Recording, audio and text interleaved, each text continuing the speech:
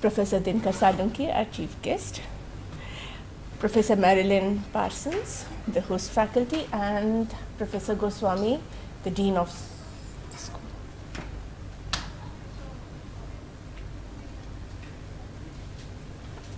Let's tell everybody to turn off their mobiles. Yeah. Before we start, I would request all of you to switch off your mobile phones.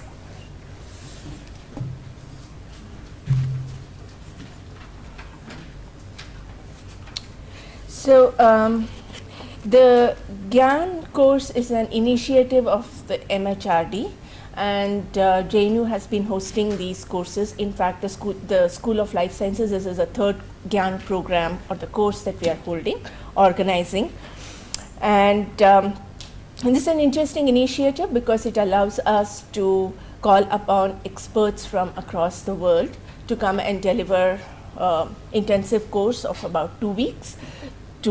And this course is open to everyone, both students as well as faculty. And this time we have about 37 or so registrations, so we are looking forward to meeting all of them. The first, I would like to request our Dean, Professor Goswami, to welcome you all and to introduce the school to the participants.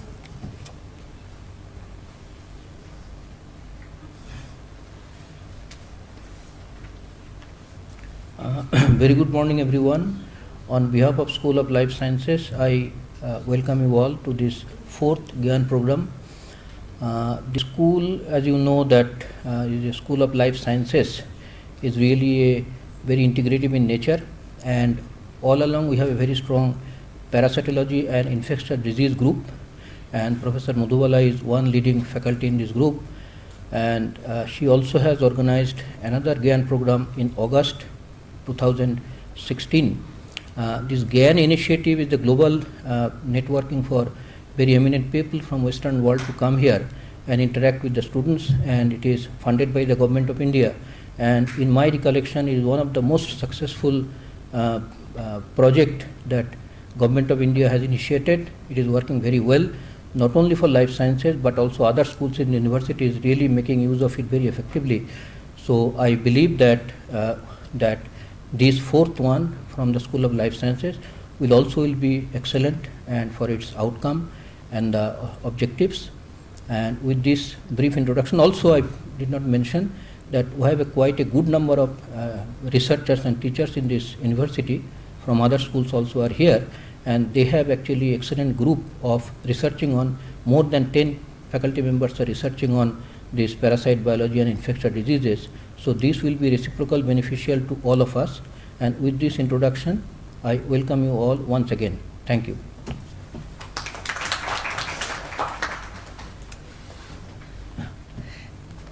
Thank you, Professor Goswami. Now I'll call upon Professor Madhubala to introduce the guest of honor and speak. Good morning, everybody, and welcome to this new initiative on infectious diseases, which we started. And Rohini has already introduced you to the genesis of this program. And since we have a large group of people working on parasites and infectious diseases in the university, so we thought it will be a good program to call somebody from outside to give talk here. And nothing could be better than School of Life Sciences, where you have a large number of people working in the area of infectious diseases. So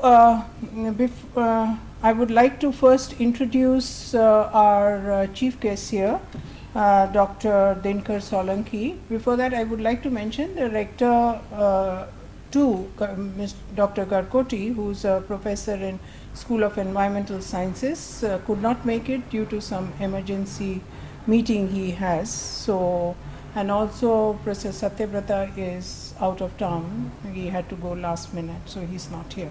So they sent their good wishes for the program. So let me introduce, most of you must know Dr. Solanki. He is an eminent immunologist and a structural biologist. He has worn several hats in the last several years.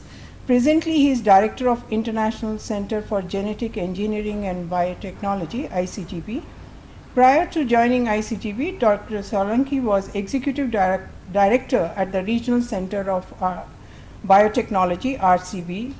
He also played an important role in building the Translational Health Science and Technology Institute, THSTI, and the Regional Center of Biotechnology, where he has also served as an Executive Director. Dr. Solanki, he earned his BSc in Physics, Maths and Statistics, MSc in Physics, and he joined Professor Vijayan's lab, who is an expert structural biologist not only in India, in the world. He's a molecular biophysicist. And he was Dr. Solanki did his PhD from IIC Bangalore. He had several postdoctoral positions. He's an editor. He has extensively worked in the field of immunology, structural biology, and immune recognition. And he has published in several articles in various top peer-reviewed journals. And he's member of almost all the academies in the country. He has had National Bioscience Award in 1999, R.C. Shah Memorial Award in 2000, Ranbaxy Research Award for Basic Research in Medical Sciences in 2002, and outstanding scientific achievements in National Institute of Immunology. He has got C.R. Krishnamurthy Oration Award. He is a J.C. Bose National Fellow and G.N. Ramachandran Gold Medal for Excellence in Biological Science and Technology from CSIR. Most importantly, he is also a Bhatnagar Awardee for Science and Technology, which is the highest award given to a scientist in this country. He is an active fellow of several scientific communities. As I said, he is member of the World Academy of Sciences, NASI, Allahabad, and INSA, Delhi, and Indian Academy of Sciences, Bangalore. So I welcome you, sir, and may I request you to give a talk I introduce Marilyn when we have a talk by her. Dinkar will talk about on the infectious diseases, and I'm sure all of you those who have not met him, would ask him questions about ICTB and the kind of research going on there. He will be happy to answer. Okay, I guess thank you, Professor Madhubala, and dear friends on the dais, distinguished visiting professor, and friends in the auditorium. My talk is going to be shorter than my introduction, in the sense that I've been scheduled to speak for 10 minutes. So the reason I thought it's very important for me to be here today on the request of Professor Madhubala is because this school is very dear to me. I have actually been faculty in this school, particularly when my friend Sudha was away on sabbatical. I have actually taught her course here while I was at National Institute of Immunology. So I'm in that sense taken for granted as a faculty here. Second reason is I have been at National Institute of Immunology for more than 25 years, which is effectively another department in the Jawaharlal Nehru University campus, because our students all get PhD degree from JNU. And now, with a gap of about 5 years being in Faridabad, I am back in the campus where ICGB also is like a school of Jawaharlal Nehru University for the PhD program. So if you look at that in incorporating particularly ICGB, National Institute of Immunology, School of Biotechnology, Special Center of Molecular Medicine, and the School of Life Sciences, the whole impact, particularly on national level research in infectious diseases, there may be almost close to 50 faculty members working in the JNU campus in the area of infectious diseases. And in that sense, it's a very rich place, almost like a national nucleus for infectious disease research, whether it is parasitology, virology, or many other aspects. And National Institute of Immunology actually was set up effectively about 30 years ago with the idea to find solutions to the problems arising from infectious diseases, and it worked on two main aspects ever since its inception, and that is to find vaccines particularly for viral diseases, as well as vaccine for leprosy was one of the main emphasis that NI had.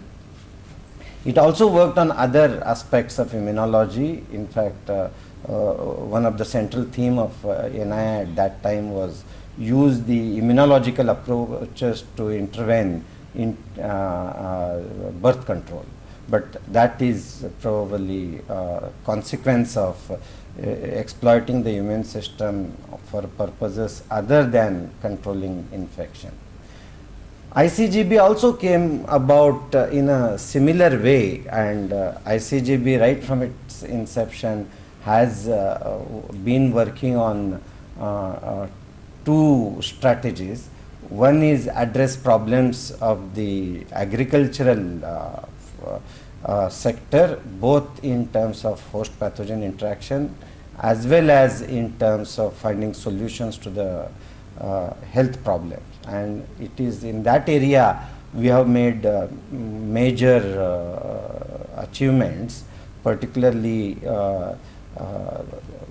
working on host pathogen interaction issues, whether it is viral or parasite, and making discoveries in terms of those areas. It actually turns out two of the faculty members here I see have been contributing to those areas in malaria particularly, and more recent times one of the most exciting thing that we have come around is to reach a level of bringing a dengue vaccine towards clinical development. And last year October we signed an agreement with Sun Pharma after having successfully completed laboratory level development with regard to dengue vaccine. So malaria vaccine, dengue vaccine, chikungunya, and many other things my colleagues are working on, in addition to addressing problems of the plants. But recently we have also been working on issues that concern bioenergy. And I'm talking about research in NII and ICGB mainly because that is where I have spent a lot of my time in last few years as well as earlier. But the Government of India has been supporting both through Indian Council of Medical Research as well as through Department of Biotechnology and Department of Science and Technology research in infectious diseases for a very long time. In fact, people who work in agricultural sciences tend to complain that there is excessive emphasis on this, but rightly so. It actually turns out that Council of Agricultural Research, Indian Council of Agricultural Research puts in lot of efforts in agricultural sector. So DBT and ICMR putting funds for research in infectious diseases is very appropriate, and there are many institutions, universities have actually large number of people here. So it's one collective area in which our scientists work is infectious disease biology. It turns out that they are not necessarily concentrated in a common theme, but spread across departments in the universities as well as national institutions. Almost 80% of the people in National Institute of Immunology work in infectious diseases, and so is the case with ICGB. And that you can see even the biology division of Indian Institute of Science also has that emphasis. One of the most important thing that we all should know in terms of Government of India's priorities, which would be of huge benefit to research in infectious diseases, is the Swachh Bharat mission.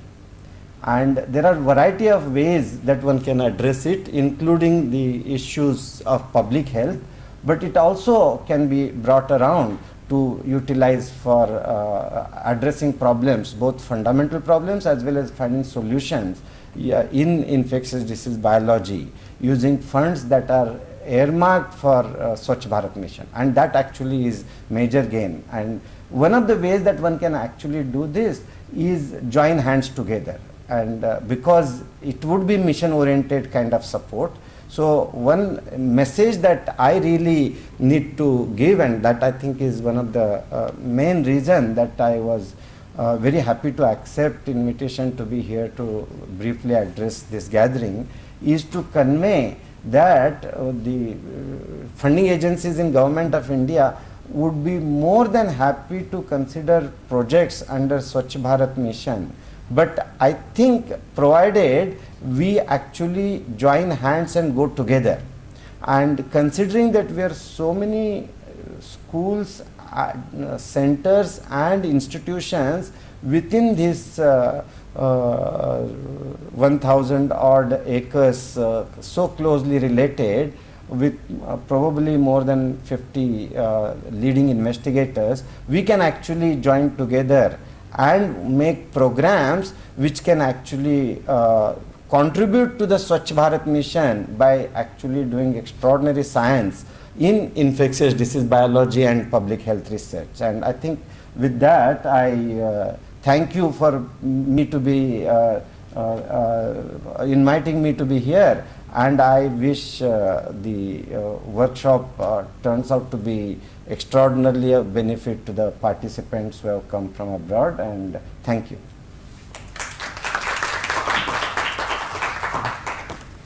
Thank you, Professor Salunke.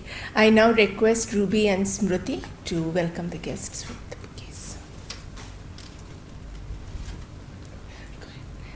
To Professor Dinkar Salunke, Professor Marilyn Parsons, the Dean, School of Life Sciences, and Professor Madhubala. I think you should be No, it's doing all the work.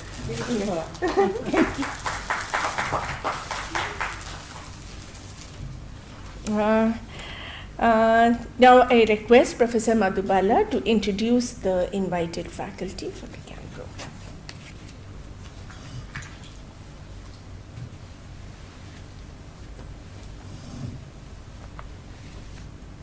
Friends, it's a great pleasure to welcome Dr. Marilyn Parsons from the US. It was very nice of her when I wrote to her that there is this program. It's a lot of effort by the faculty to prepare lectures and all that, and Marilyn Parsons, you would not find a better teacher in this, and a researcher all over the world as Marilyn is. I have had experience of running several infectious diseases grants with Marilyn in India, where we wrote the project together, but she was so involved in how she could improve the program every time. She'll talk about that. I'll just give an introduction to all of you who do not know Marilyn. Marilyn is the professor and director of training and professional development at the Center for Infectious Diseases Research, Seattle. This center, which is now called as CIDR, when I started collaborating with it in the year 95, this center was called Seattle Biomed Research Institute. And that's how I knew it, and I still keep calling it SBRI. But over a period of time, they have changed the name, but I think the content remains infectious diseases. She completed her graduation in biology from University of Kansas, followed by a PhD in genetics from Stanford University. Thereafter, Dr. Parsons started as a professor of pathobiology at the University of Washington. She served at this position for more than 21 years. She was then appointed as the Director of Emerging and Neglected Tropical Diseases program at Seattle Biomedical Research Institute, as it was known at that time. Currently, she is an affiliate professor of global health at University of Washington and professor and director of training and professional development at Center for Infectious Diseases Research at Seattle. Her research interests include cell and molecular biology of protozoan parasites, drug discovery for parasitic diseases such as African sleeping sickness, leishmaniasis, and toxoplasmosis. Dr. Parsons' lab has been interested in understanding the changes in gene expression of the parasite during infection. Her lab is part of a consortium project to identify new drugs to treat toxoplasmosis, pursuing a candidate drug target for African trypanosomiasis, which is protein kinase. Since then, she has published more than 100 research articles in several peer-reviewed journals. Her contribution to the scientific community has garnered her the position of Joint Chief Editor for Molecular and Biochemical Parasitology, published by Elsevier, and it is one of the top journals as far as parasitology research goes on. She is also the member of several societies and academies like American Society of Microbiology, American Society of Cell Biology, and American Academy of Microbiology. She has participated and conducted numerous workshops on parasitic diseases for graduate students in India and East Africa, which has drawn the interest of student community towards the treatment of these diseases. With more than 35 years of her experience in the field of parasite biology, we hope that by the end of this workshop, the participants are able to understand and address the question related to pathogen properties, mode of transmission, natural history of disease, and the treatment options available. I welcome Marilyn to this forum, and Marilyn will talk about the program and the kind of lectures she's going to conduct. Hello, everyone. It's really nice to be here again in India. I've actually lectured in this very room, I think, a couple times when we had conferences here. So first of all, I want to thank Professor Madhubala, who told me about the Gian program and worked with me when I wrote the application to do this course. And then also I want to thank Dr. Muthuswamy, who has really helped me in a lot of the practical aspects of actually getting my body over here to India and dealing with visa issues and so on. I also would like to thank Professor Patnaik, who is the liaison from Gian Jnu to the Gian program. So he's the person who, Patnaik, who let me know that our project was approved, and then of course the Gian itself, who is sponsoring these courses throughout India. So as Madhu said, I'm working at the Center for Infectious Disease Research, which is an affiliate of the University of Washington, but we're an independent research institute. We do research on malaria, TB, HIV, and parasitic protozoa, trypanosomatids like leishmaniasis, and African sleeping sickness. So that we work in a variety of areas. We work in immunology, drug discovery, basic biology, and systems biology now. We have a long-term relationship with JNU. So it started when Madhu came on a Rockefeller Fellowship to the Institute, and that was in 1995. So she had young children that she left with her husband and came in the summer to work in Seattle and learn about molecular parasitology because her background was in cancer biology. So she came to Ken Stewart's lab, who was the president and director at the time and is our acting president now, and came over several summers to get her knowledge in the area, and that's when I first became acquainted with Madhu, and we became friends. Then we decided that we would try to have a more formal relationship, and so we put together with Ken this grant from, and received the grant from the National Institutes of Health to have a training program with ICGB, JNU, the center, and the University of Washington, where we would come and have workshops in India for mostly for graduate students, but we also held one that was for junior faculty, which was a really successful workshop. And they had students from all over India that came to those workshops. And then we also had a fellowship program where collaborations between US faculty and Indian faculty would form, and then a student or a postdoc would come over and spend somewhere between 3 to 6 months, and postdocs even longer, some up to 2 years, working on a collaborative project. So that was very successful. We had a lot of good work that was done and collaborations that were made and papers that were published as a result of this. So I view this as a continuation of the collaboration between the center and JNU. So it's really great to be here again and follow up. So now I'm just going to say a few words about the course itself. So I teach biology of, I can never remember the name of the course I teach because someone else made it up, and it's got a very long name. Biology of Global Diseases and its Intersection with Public Health. And I teach about 100 undergraduates in that course, and they don't have a background in biology. So that was a huge challenge for me because I'd always taught graduate students. And so when I was thinking about that course, I thought if I could raise that up to the level of graduate students and postdocs, it would be really fun to teach, because then we could actually read research papers and discuss them and so on. So that's what we're going to do.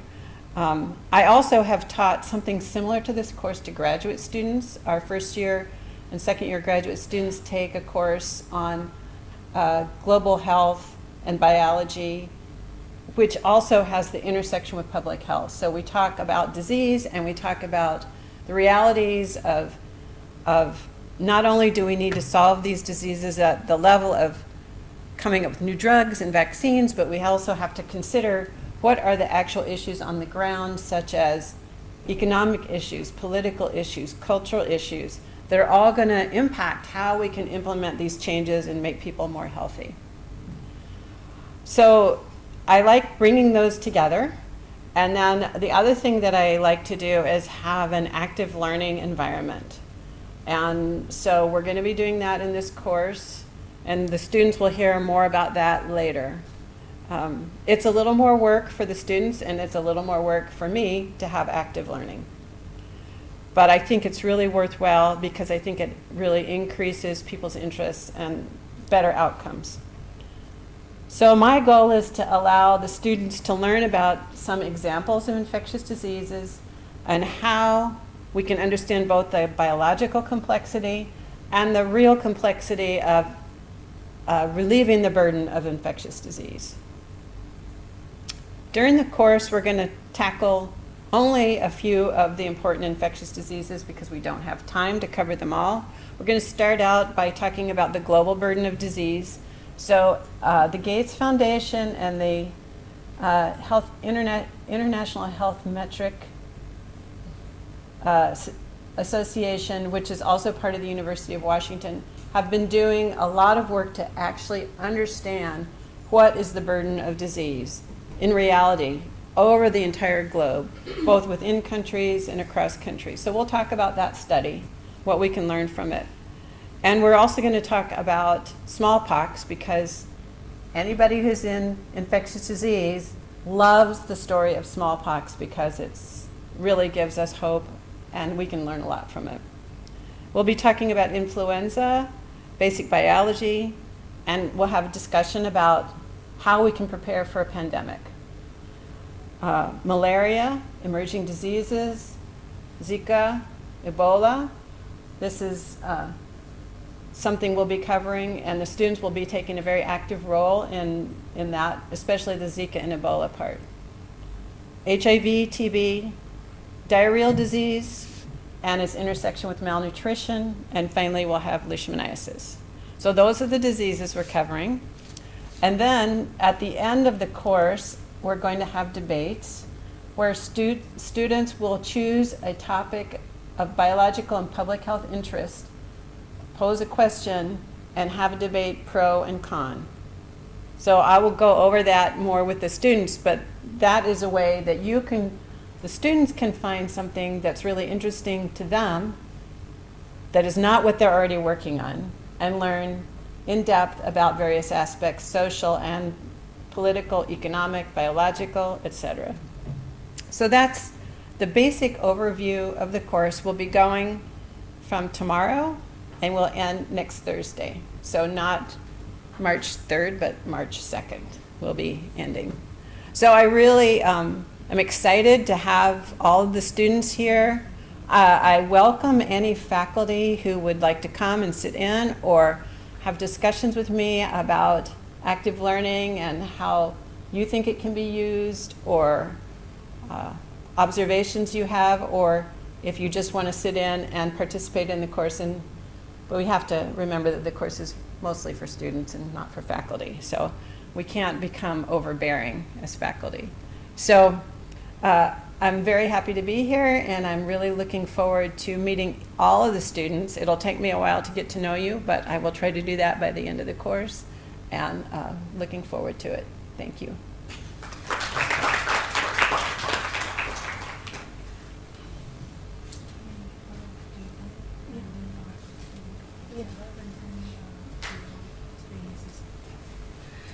Thank you, Marilyn. That sounds really interesting course. Before I move on to the vote of thanks, I have few announcements for the participants. We will meet again here after the tea, and you will have an interactive session with Marilyn. And also there is a, for all the outsiders, I know the JNU students will have their user ID and password so they can access the internet, but all the outsiders, there is a user ID that I have put up there and the password. You can use it to access the Wi-Fi while you're in JNU. So I now move on to the word thanks. I would like to thank, of course, Professor Parsons for agreeing to host this course, and Professor Salunke for agreeing to be here today, the Dean for helping us put things together. I would also like to thank the Gian program, especially Ram, because he has been really helpful. I know a lot of you had problems in registration, and every time I just call him up and he helps me out. Sebastian is here today as representative because Professor Patnaik could not be here. He had to go for KVPY interviews, so he's not here. He asked Sebastian to come. He's also with the Gian JNU program. Then I would like to thank Pradeep and Omi because they helped us get all the paperwork done and the kits put together. So that was a lot of work we had to do on the last day. And Hiralal, the caretaker, and Sham, and the entire office staff who helped us, Manjusha, who helped with the audio, video, and this. And of course, I would like to thank all the guests for being here today with us. And with that, Sebastian wants to say something over again. I asked Sebastian and he said no. So, no. So with that, I welcome you all, and we have a high tea outside, so please join us for the tea. And I would like the faculty to interact with Marilyn during this period, or all the time she's going to be here during the program.